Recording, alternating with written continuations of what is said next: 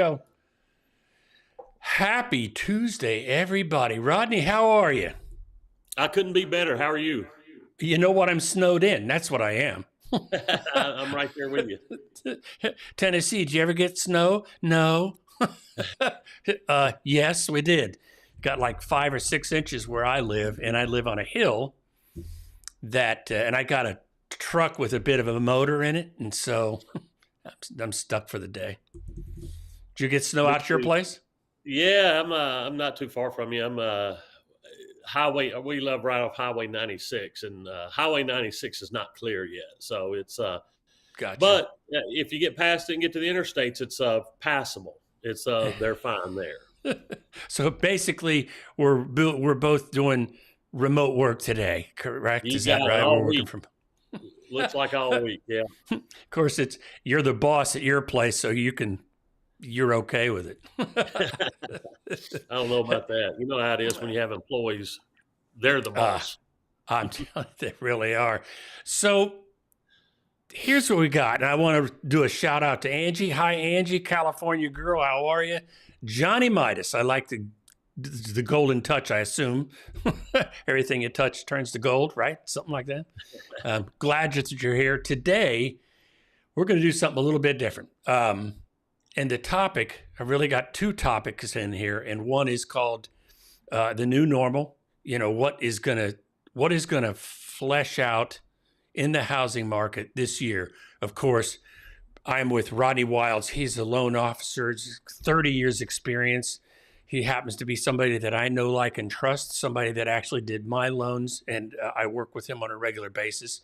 He's here with First Trust in Williamson County, Tennessee, and really smart guy. My name is Andy Elliott, realtor here in Williamson County with Benchmark Realty. And as we go along, if you have questions after the show, feel free to send us a text, shoot us an email, give us a call, something like that. We'll do our best to answer your questions.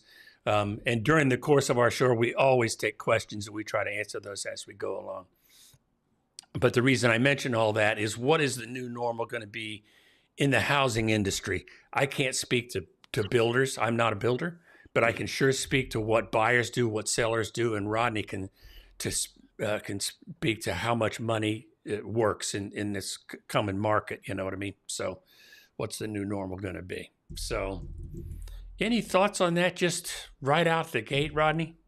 Kind of a broad. Yeah, I'm anxious, you know, how it unfolds this year, because we haven't had a normal in many years, like a traditional slower winter, busy summer, you know. Yeah. So I don't, you know, what is the new normal? You know, it's I'm anxious to see how it plays out this year. And when you look at the numbers in terms of history, like back to 2019 and places like in years like that, I believe that the pace of American home sales was like 4.5, 4.7. I mean, they were pretty big numbers. They always looked at 5 million as like a game changer for some reason or whatever.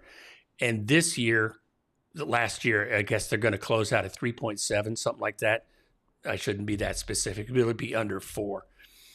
Yeah. That's a wholly different, it's a completely different market. Completely different market now. Yeah, I mean, when 25% of your sales go away, that's a huge amount, and then it's probably even more now, just because it's how they count it. Like, if you're looking at right now what's going on, there's not much going on, which is just bringing the numbers down than it was previous. So, but we're in 24 now, so yeah, and we've turned a corner, and I think that's what's. And think about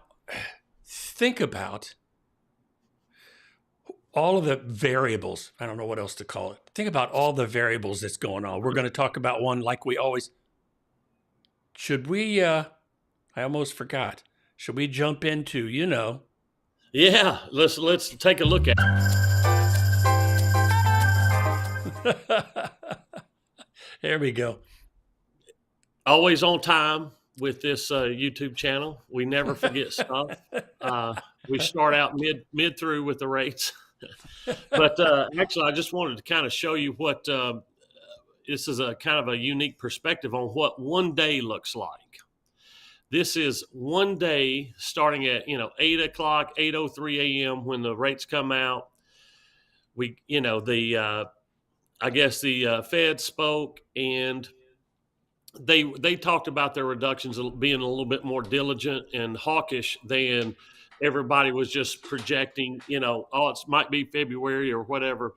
So with that news, it kind of come out and prepared us for a little bit of offset. It went down 20 something basis points, and as you can see throughout the day, it's dipped down below, and where we just got a call not too long ago for what's called a reprice, meaning we advise right now our customers to lock in if you've got something that you've been looking at. So we've been floating for a while, so today's obviously would have been a good day to lock. You can see that lock up here. It's been a long time since they've issued a lock advisory, right? So January 17th there, the last one they issued a lock advisory was November 10th. Pretty good there, Andy. Look, if you say, okay, hey, this is the last time they told us to lock, you can kind of see what the rates have done since then. So this is a really good service. MBS Highway, these guys out there really nail it when it comes to tracking mortgage rates. And the thing that I'm seeing, and I know that I bring this up every week, it's just my thing, is that it looks like it's leveled off pretty good. It continues to do so, and that we can get some duration out of this. Would that be right? Yeah, I think that market's bearing out what it should be, meaning that when it's down here hitting 8%, things like that. Yeah, I think it's the market's bearing out to where that's not an accurate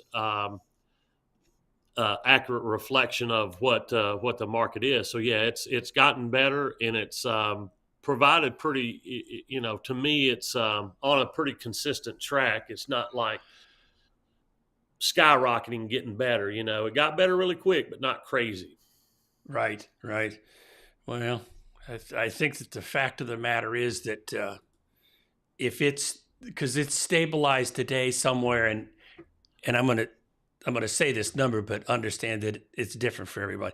I see 6.77 on the rates today, but that doesn't necessarily mean it depends on. It's a case by case basis. That's right. An average, right?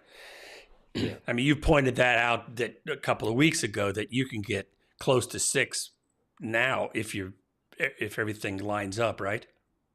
Yeah, it's a lot of it depends on what your loan to value is, your credit score. We've talked about this a bunch. Credit score means so much in today's Fannie Mae, Freddie Mac interest rate environment. Yeah, we've talked about those loan level price adjustments as they hit late, last year. But yes, if your credit's good, got a good LTV, rates are pretty good. Rates are pretty good. So here's what I'm excited about. Well, excited, is that the right word? Mm-hmm.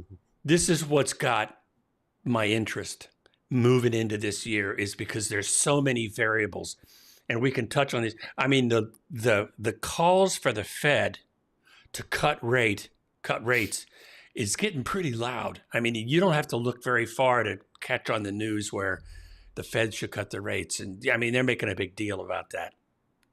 There's one variable that's going to be affecting the new normal. We've got these interest rates that they're not stable yet. They're headed that way, but they're higher than normal, right?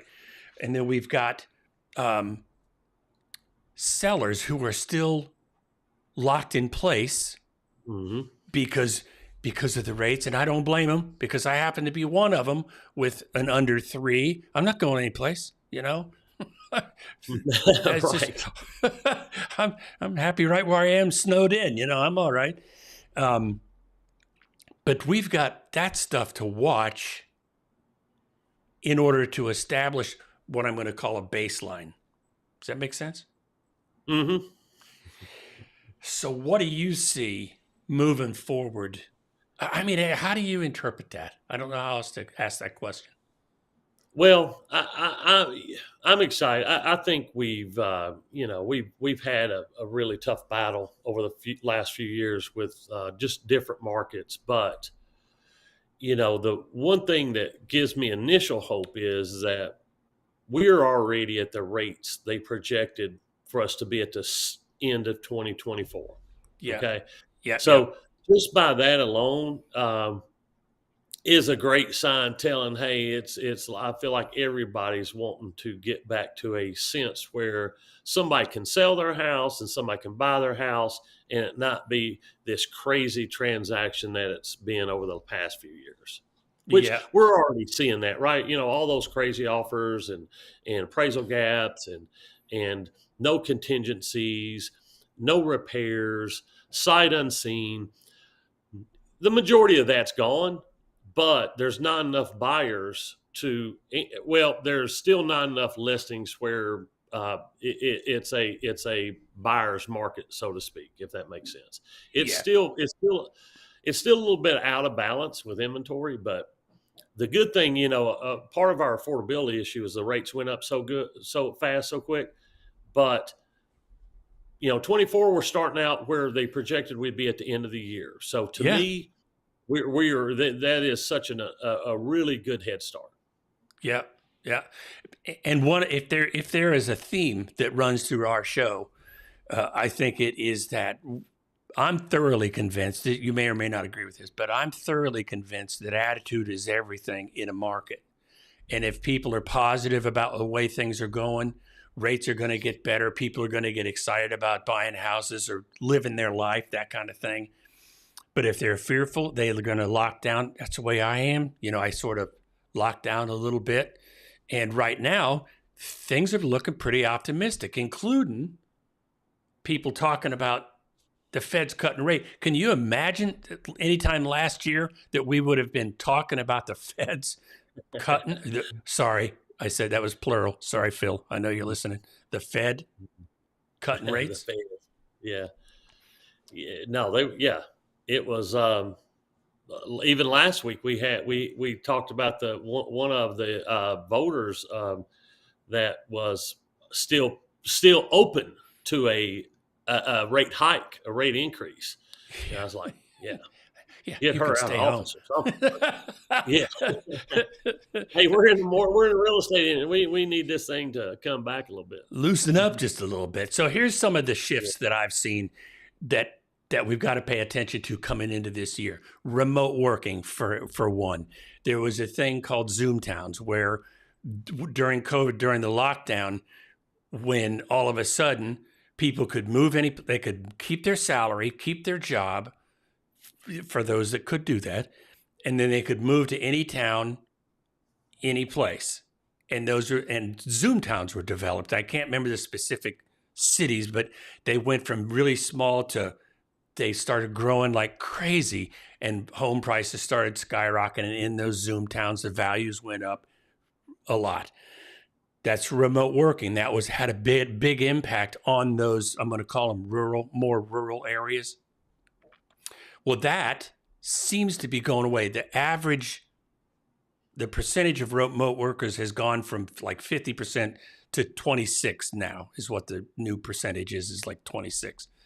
And business owners are not digging the remote working because things tend not to be done. Does that make sense? Yes, there's, Amazon, several of them's called it back. I think remote work's always going to be around. And I think that's something COVID created, and a lot of people that can do it good at home. There's a lot of people who can't, and I think that's what companies struggle with is like the people who can't do it from home. So they're called. A lot of them's called everybody back, which a lot of the rural towns and things like that seen a lot of increase in activity and house purchases, and now those things are going back on the market, and because they're having to move back to their bigger cities and their work. Yeah. And I think it's really good. I think that overall that turned out to be a good thing because there are some people that do work better from home for whatever. They are more productive, and before COVID, that was so taboo that it just wasn't going to be given a chance until it had to be. So I think that's a pretty cool thing. Yeah. But with that changing, all of a sudden, if your remote work calls you out, you're selling your house and you're moving closer to town. Cities have started to already happen, where people are starting to move closer to the city centers because the remote work has gone away for quite a bit. So that's a shifting trend. Clearly, the interest rates have changed everything. But when we're talking about positive moves, we're close to 8 a month ago. Was it a month ago? Yeah. A month ago. Yeah. Yeah. Or what does December 10th or something like that? Yeah. Yeah. It was, but and it's dropped a point in the third. Yeah. I mean, good God. That's now that in itself makes me think, if I was in the market for a house, I would put my gambling hat on and think, I'm going to wait this out a little bit. That's just me. That's just me. I think that really what it boils down to is there is a market for home buyers that are going to buy no matter what. And we've talked about this before, whether it's a job change or a lifestyle change, could be a marriage or a passing or less likely that empty nester. I don't know that they're going to go that far, but there's going to be people that's going to move regardless of what the financial situation is, period. Right. Yeah. The rates aren't so bad that people that, are tidy with their finances, they can tolerate this rate for several years and refinance it, manage their debt when the rates get better. But yeah, it's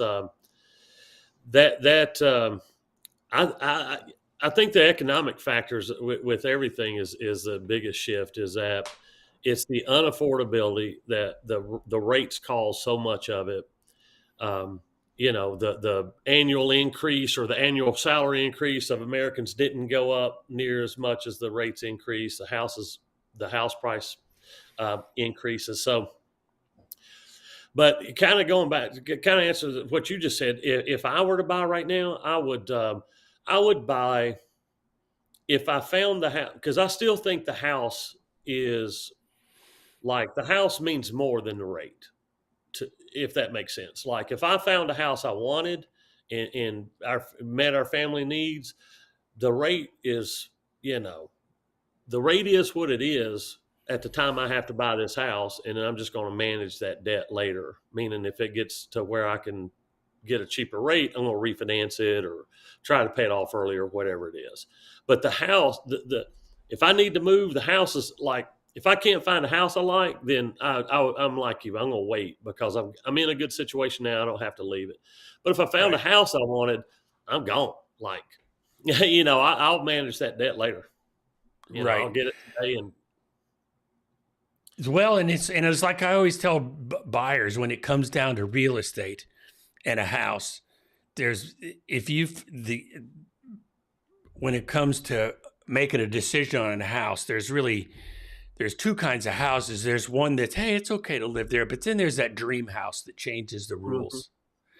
And I mean, if you've got a situation where, if you have a lot of kids and you need 5 bedrooms and you find a 5-bedroom house in a 4-bedroom neighborhood, because that happens from time to time, they're priced a little different that way.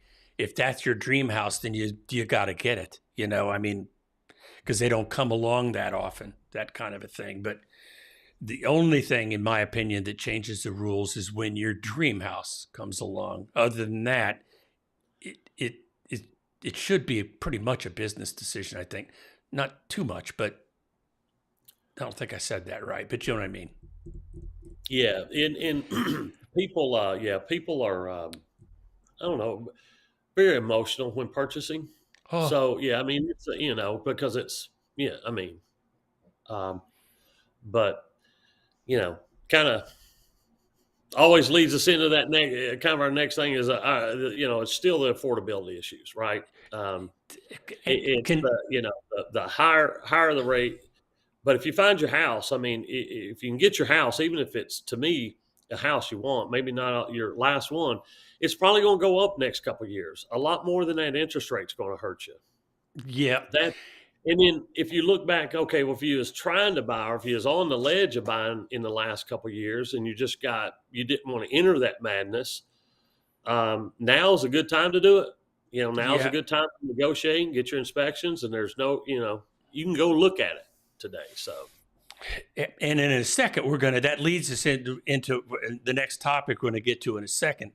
And that should you downsize your American dream? There's a particular reason that I phrased it like that. Other people are saying the American dream is dead. I don't believe that for not 1 second. Yeah. But downsizing your American dream, if your American dream, I have to qualify this, is owning a home, that would be a qualifier there. If that's what you want to have happen, is it reasonable that it's time to downsize that American dream? Because you know what? This last few years, we've been seeing some McMansions. It's pretty easy to fall in love with 3,500 square feet, gray brick, hardwood floor with a yard and hardscape kitchen in the back. Those are pretty easy to fall in love with those. Well, sure, yeah. They're kind of spendy now. And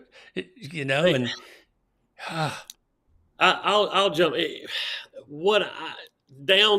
I don't think some of it's got to happen, right? You've got to. Yeah. You're probably, if you was looking a year or two ago, and you're probably going to have to look a little bit smaller if your budget hasn't changed. So I'll agree with that. But what I would say, I've always been a theory, and this theory has been dead for 20 years. I'm telling you, Andy. I used to, it used to be like you would want to spend the most money on your house and drive the cheapest car you could drive. Yeah. But and your majority of your expense be like, okay, well, I'm not.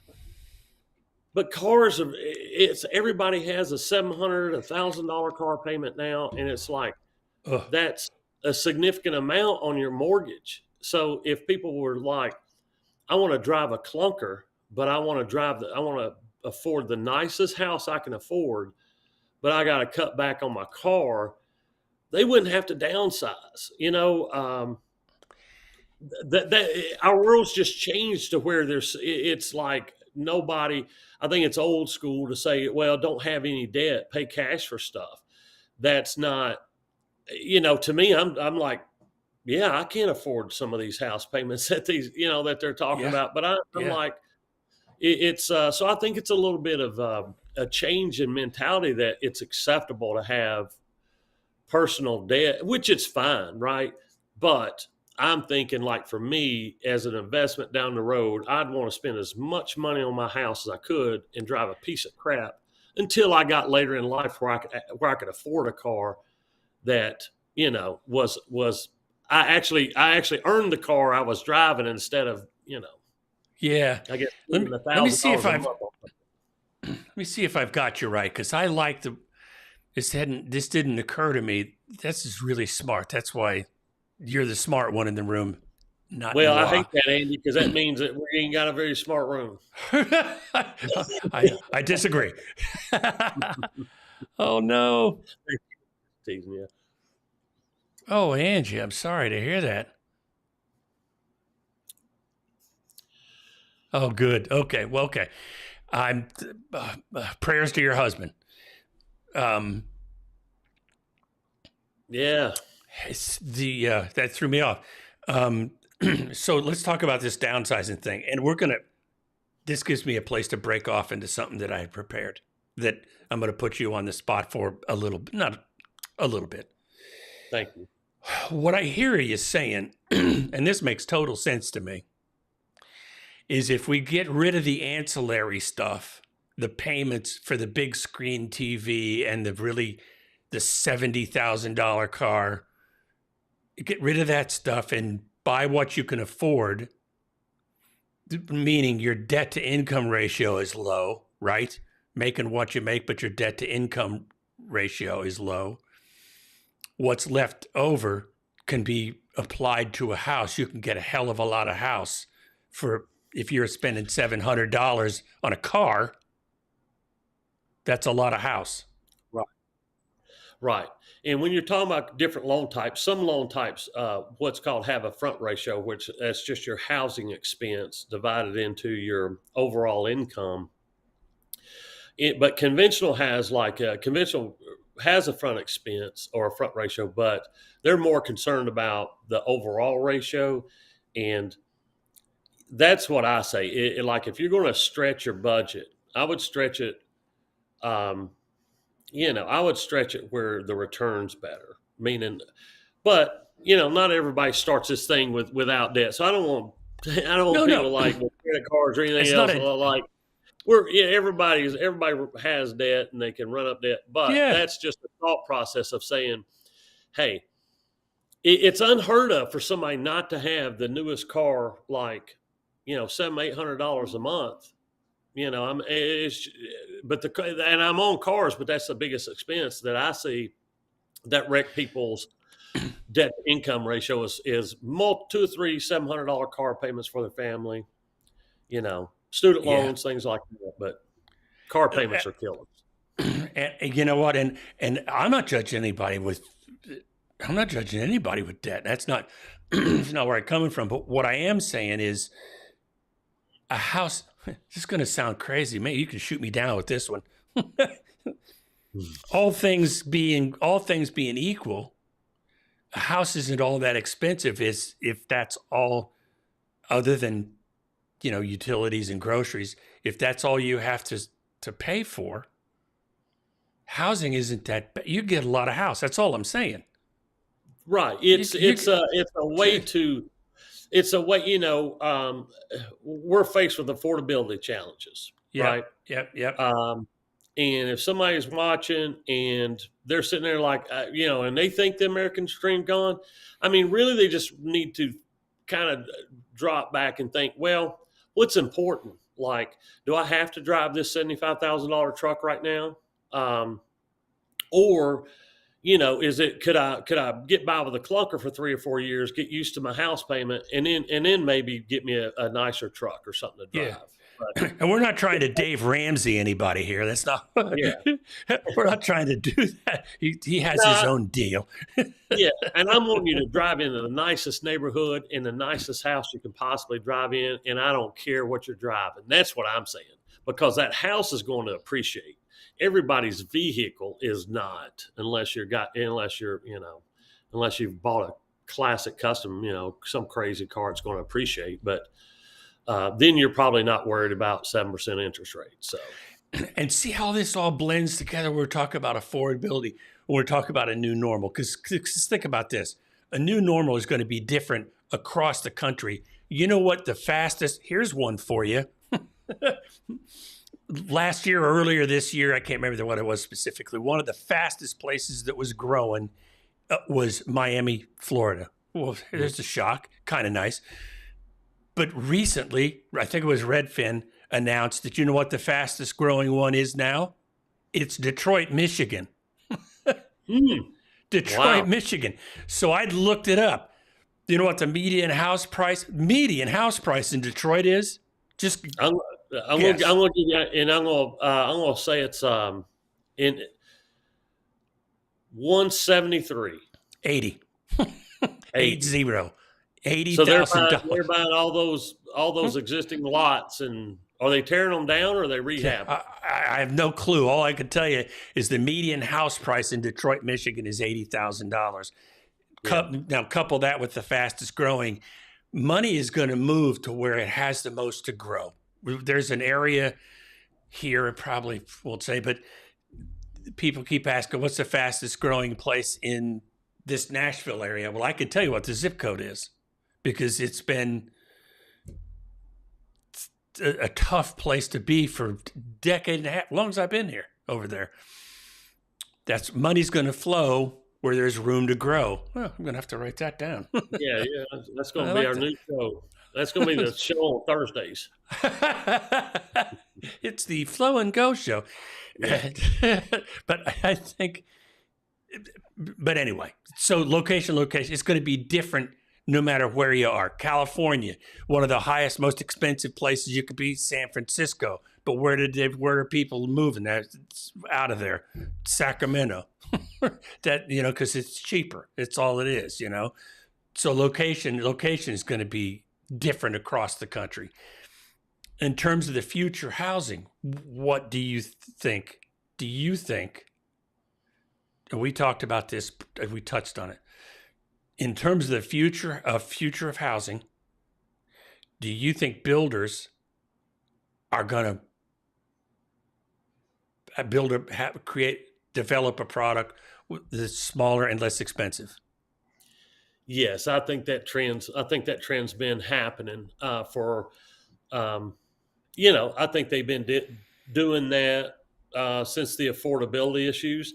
Mm-hmm. Now, I think there's some places they're just not going to. Like, right. If you're building in downtown Nashville, a tall and skinny, it's on a double, it's on a good lot down there. It's going to sell for what it's going to sell for. Yeah, they're going to build it as big as they can build it, right? As a lot allows. But for the most part, I think the builders are trying to do everything they can to accommodate or try to make affordable housing, right? Because they know they don't want to build something that can't sell, right? And we're talking about the big box builders here, the Pulte's and those guys. I would say every single builder out there, outside of the ones that just get a lot in a certain place, and the price is going to be what it is because of that location. Yep. But I'd say everybody is trying to deal with affordability issues. All builders of all sizes are trying to help. I think do what they can to, if it's build a little bit smaller home for the same price or whatever it is. They're dealing with supply chain costs that's been ridiculous for months now. They couldn't, back in the summer, they couldn't even hardly finish a house on time, meaning they couldn't predict, because a lot of people had supply chain issues and they couldn't predict when all the material was going to be there. Yeah, so, I heard the cabinets were on a terrible slowdown, and sinks and kitchen stuff. That there was you can't finish the kitchen if it doesn't have a sink. That kind of that was happening a lot. So that brings us to the if you think of something on this particular normal thing, we'd jump back to it. But it moves me into the idea of the American dream. And we're talking about that anyway, the downsizing the American dream. Let's make a comparison of, I'm going to pull up something here, a comparison of 2019 and 2024 in terms of the numbers. And you tell me, and I think that these are probably pretty good, but the only thing is they're running on 15-year notes. So in 2024 is what's come out, what we've got right now, basically. We're 15 days into 2024. Yeah, what that should be is 2023. I'd go change that if I could. But okay, so 2023 is right there. Okay, that makes sense. Yes. So 2019, back in the day, this is what Dave Ramsey said, being that we actually mentioned his name earlier. He says put 20% down.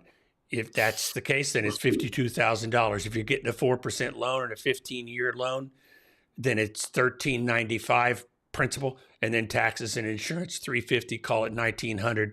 In order to afford $1,900, you needed a $60,000 income. Is that?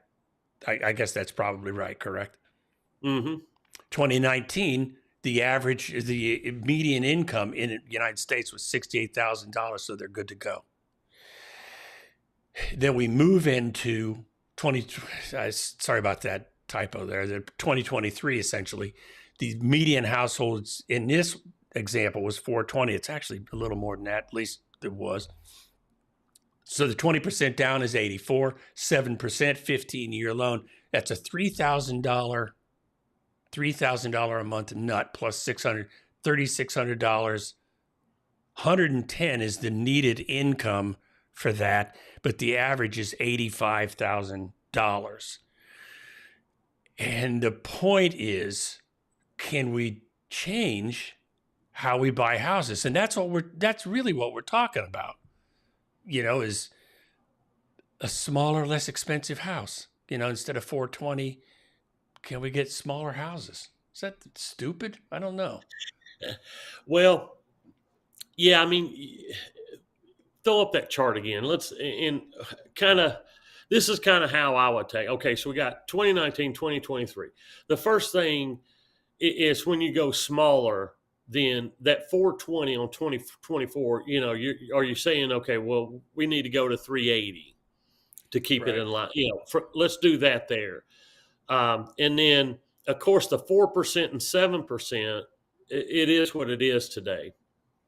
But I will say this: if that 7% now can go to 4% at some time, whether it's 3 years, 5 years, 6 years, whatever it is, that 4%, the 7% can move. So it's not stuck. So just because it is what it is today, we're not going to put that on a shelf and leave it there forever. We're going to manage that like we manage any other, like we manage our finances, like we manage our debt too.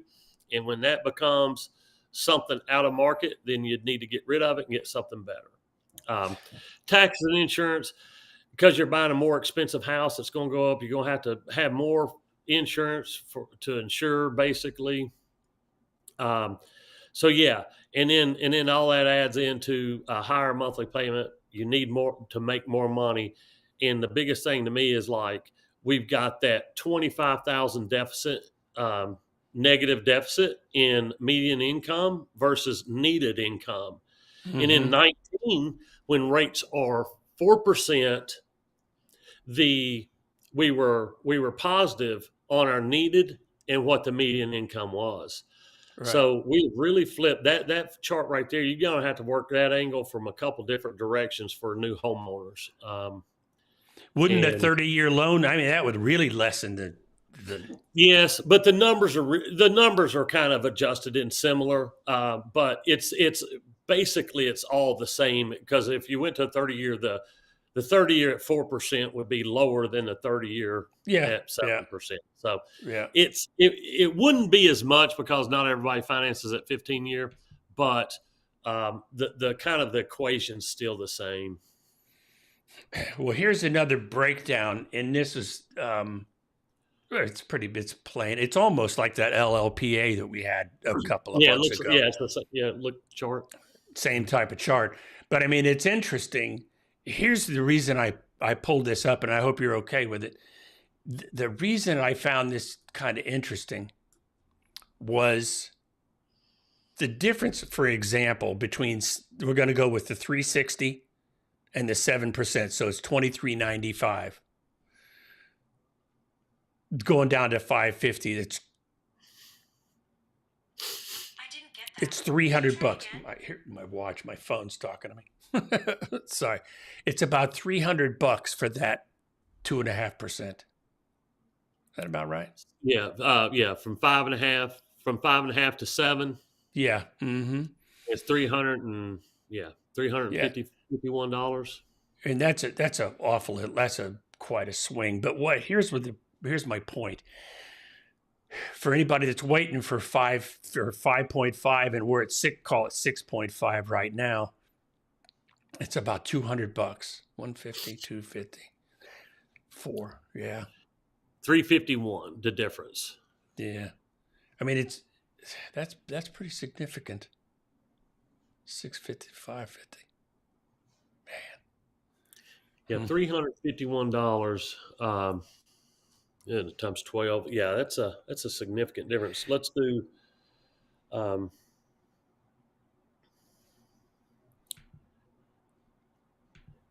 what is that? $4,200 a year, $4,212 a year. Right. And here's how we see this is how we see the mortgage rates trending. And these are recent, here. Interesting. Reason I bring all that up is if you're on the fence, I don't know, maybe I think this is a legit thought in what you've been saying. If you're sitting on the fence and it's 6.5 and you're waiting for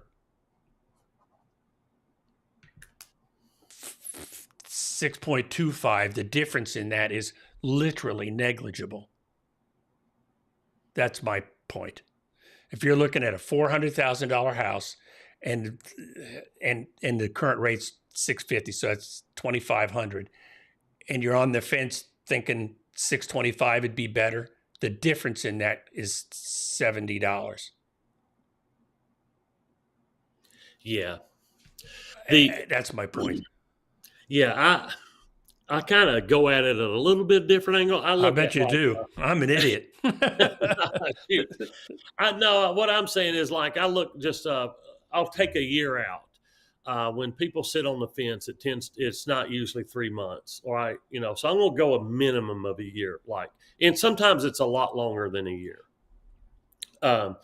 So if you bought that right there, if you bought a house right now and enjoyed the experience of having some inspections, having negotiating time, maybe even getting a concession from the seller, because it's not a crazy market as far as every house out there.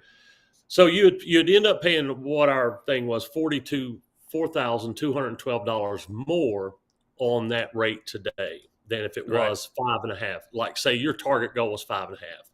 Right.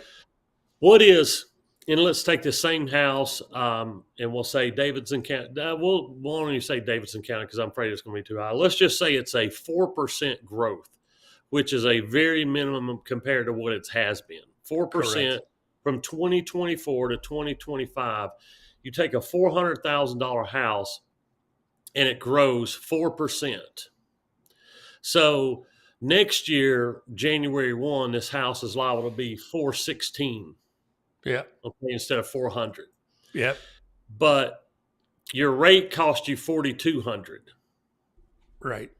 So if you wait a year, you just spent 16,000. And if you didn't wait, you spent 4,000. Right? Because that's what, you're saying, well, you're just comparing that to an interest rate you want. Yeah. So it's still, if the houses are still going up and the way that sales prices are now, especially around here, if it goes up 1% to 2%, your rates are minimal. Your rates mean less than the sales price. Yes. I mean, that's the way I'm looking at it. Okay. I was going to make sure I didn't interrupt because I apologize. I do that sometimes. And you make my point. This is my punchline, my point about downsizing the American dream, because I realize that can be kind of a double meaning. Here's the whole reason I'm saying that. Slightly up in the spring, summer, and slow down again in the fall. Yeah, I'm not so sure about the slowdown at this point, but slightly up. I think slightly up in terms of prices throughout the year. That's the way I see it currently. Yeah, that would be a new normal. Like that would be back in the old days. Yes, it would be. It's now. Are we going to be there this year? Because I think we'll still be in a declining rate environment. And I think that people are still wanting to buy houses, and I think that's going to keep us out of a normal market, but more of a little bit better than what we've seen in the past. But if the rate, I'm thinking that normally me and Angie are on the same page here, right? I totally agree with that, but I just think if we have a declining rate environment, I think that back half of the year will be better than the front half, and it won't picture a normal spring wave and a winter fall down. Correct. I think it's liable to get a lot of the people that's on the fence off the fence if rates hit in that mid-5s mark. What is impossible to account for, in my humble opinion, is the pent-up demand. We talk about this every week. That is an invisible hand that is prepared to slap the crap out of the market when the number is right. What is that magic number? We still don't know. If you were to ask, they did a poll and the magic number seemed to be 5.5. Is it? I don't know. Who knows? But that pent-up demand, whenever that magic number hits, and it's going to be the variables of all the things we've talked about. What's the Fed going to do? Don't know. What are the rates going to do? Don't know. When are sellers going to decide, I've got to get the heck out of here? Yeah. All that stuff. And if it converges into a fine point, we run the risk of it's going to be a super hot market again. Nobody wants that. A slow buildup I would be completely happy with, Yeah. Yeah. Yes. Anything normal pace would be fine. But who knows how it's going to play out. But yeah. And then you've also got the whole silver tsunami effect, with the boomers wanting to downsize over the next 20 years. So I think Yep. we're going to enter the market. Slowly but surely they will. Yes. Slowly but surely. So here's the punchline as I see it this is what I meant with downsizing the American dream. If home ownership is important to you and your family, which, hey, it's not for everybody. There's some people that rent and they're completely happy with that. Maybe they move jobs a lot. I don't know. But there are, and it's good for you. But for those of us that find home ownership to be important, some of the things that are important to us is going to be a community. Like today, it's cold out. This is just an anecdote. My neighbor, she's 80 across the street, calls me up and said, "Hey, do you like ham and bean soup?" I said, "Yeah." She said, "I made some. It's too salty. Do you want it?" And it was just too salty for her. She just had a heart attack, so she can't have salt. I hope you're not watching, Linda. But I like, that's the part of my community that I like. This, you want some bean soup? Heck yeah, I do. It's stable. I come from. I like the stability of my house. The payment is stable. The house is good. The neighbors, bean soup, good. If that's important to you. Wealth building, good Lord. Here's the thing. With wealth building, I'm sure that there's a lot of different ways to do it. But for me, a few years ago, I got into, quite a few years now, but all of a sudden I buy a house. Well, what do you think has happened to my net worth in the last few years? Yeah. Yeah. Oh, yeah. Anybody who's owned a house over the last in America is like, yes. I mean, I'm good. they have enjoyed some nice equity movement. Yeah, and I don't have to worry about. I used to for a few years after a changing life situation, in a rental situation. Every year, I knew that there was this letter coming. Hey, we've enjoyed having you as a tenant, but the prices are going up. Mm-hmm. I don't have to deal with that anymore. Taxes, yeah. Insurances, yeah. But it's the same as that? No, it isn't the same as that.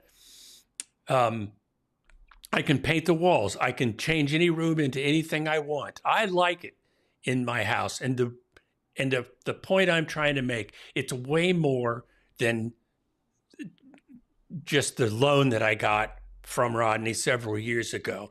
It's worth a lot more to me, peace of mind and that kind of thing. And downsizing your American dream to me means if you had your mouth set on the McMansion that we talked about with the gray stone and the 3 stories and the back porch kitchen, but that's out of reach, get something smaller, get started, plant your flag. If you're a first-time buyer, I'm telling you, the change in it changes things for you. Just get a smaller house that you can afford. Just be okay with that for a minute, because you won't be very long. You'll have neighbors that are giving you bean soup. You know what I mean? Well, yeah, and you mentioned wealth building. It's like, to date, I don't know if anything's ever outperformed real estate over the life of our country, and maybe it has. Maybe there's a million stocks out there, but I don't know how to choose that. But I do know that houses have been a great investment for me over since I bought one. I felt the same thing. I bought the smallest house when I moved in. It was a very I don't want to say Modest. Yes, I was a lower working class family moved in, and man, I felt such a sense of community when I pulled into my own driveway for the first time. Even though Yeah, I had a yeah. people on it, it's yours. I mean, it's a little piece of America. So yeah, it's pretty cool. Homeownership is. And plus, you need to look at what rents have done. I mean, rents are projected to be at like $4,000 here soon. Oh, it's And it's even like, with even with they're saying their rents are going down a little bit. Trust me, it's not very much. It yeah, can be 1%, and they're all over the news. Oh, rents are going down. Yeah, yeah. $12. And I've never met anybody who would be like, who's had their house for several years and said, like, that didn't like their house payment. You know what I'm saying? It's like you have it for a few years and everything else has increased around you and your house, and then you start to look like, man, my house payment's a deal. Like, this is a deal where I'm at. If you start calculating what it would cost the next guy to get it, you're thinking it's nearly Exactly. free. Yeah, exactly. I mean, that's the thing about it is but it's hard to see that, right? It's hard to see that as a first time home buyer or whatever, but, and I'm all for it. Whatever you have to do to get in your downsize, get rid of some debt. And I'll tell you, get a family member to help you co-sign. I mean, there's nothing better than buying a house. 7%. They're under 7%. Rates are fine. I mean, you can manage that debt if it gets to 5 or 4 or 3 or 2. They call that house hacking. Did you know that? House hacking? Yeah. But I mean, manage your debt a little bit better if you're struggling to afford. I mean, it's like, Starbucks or $5 a coffee. I mean, it's like, what's important? Like your financial future, So I think when people start looking at it like that and having a little bit of a different mindset, they'll figure out ways to purchase homes. Well, and think about this as we start to wind this down, because that was when I'm thinking about downsizing the American dream. All I'm saying is take a smaller bite, something that you can afford, something you can live with, something, frankly, that you can sleep with. Meaning, that came off weird, but you can sleep well with the payments and stuff. Because think about this. Do you think the housing market is healthy? Yeah. What have we been talking about for 45 minutes today? The people are dying to buy a house. They're just waiting for the timing to be right a little bit. The only houses that are sitting and not selling are prices, honest to God, are the ones that are overpriced. That's it. And if you're a seller, don't send me any hate mail or anything, but if your house has been sitting for 30 days, it's overpriced. That's it. Yeah, they may need to see that Jeff Foxworthy skit. You might be a redneck if your house might be overpriced if. Yeah, I mean, if 30 days, could be something else. I mean, a case by case basis, but price compensates for everything. But here's the last thing that I wanted to say. Not last thing. What I wanted to say is, when it comes time to upgrade and get to that next house, if you're already a homeowner, that changes the calculations completely. I mean, completely. Yeah, I mean, it's basically you get to choose, most of the time you get to choose where you're going to go, move up to, and every single bit of the money that you need is coming out of the sale of your home. I mean, that's typically what I see. It's like, if they've saved up 50,000, 100,000, 2 million, and they sell that first house, boom, they get into that second house in a really good position because they bought the first one. They're using the equity from it, and they've probably paid down a loan a little bit, which is, you don't always get a 30-year mortgage is terrible on the first few years, but, you still pay it down a little bit, but so you got the equity built that way by paying the loan down, and then how the most your equity get is from appreciation of the value. God, it's an amazing thing, and so that was my whole point on do whatever it takes. And I know this is a little bit expansive because everybody's situation is different, but do whatever it takes to get started to plant. I always use this term, and I have no idea where this came from. Plant your flag in real estate, meaning buy your house. Mm-hmm. And if it's small, do that. You'd be able to start moving up. Everybody that I know that has moved up to a significant degree of any kind in terms of where they live started small.